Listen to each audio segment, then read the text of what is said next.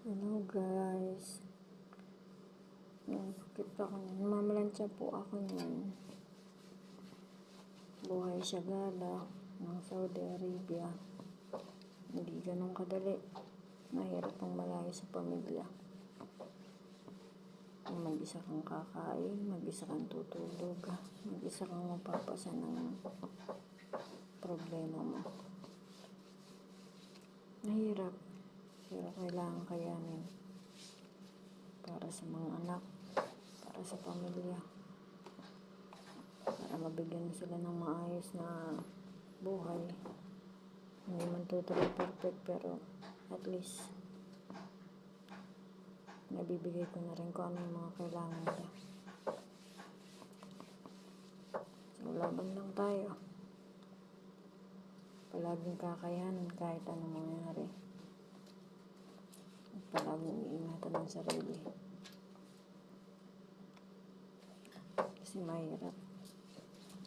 Wala tayo ibang kakampi dito kundi sarili lang natin.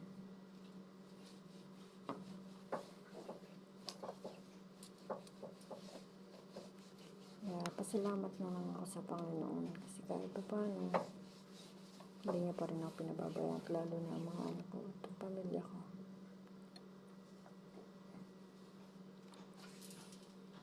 Laban lang. Matatapos din ang taon, makakauwi din. Dito ako sa bansang ito, dito ako sinubok ng kung gaano katatag, kung gaano katibay yung mga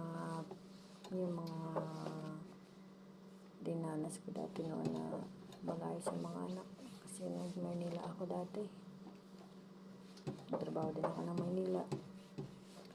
Nakala ko matindi na yung pangungulila ako sa kanila, pero mas matindi pa pag nandito ka. Kasi dito wala ka talagang magagawa. Hindi maghintay at matapos ang kontrata. Ituloy ang buhay kahit ikaw lang mag-isa. Wala ka kakampi, wala ka ibang aasahan kundi sarili mo. Thank you, Lord,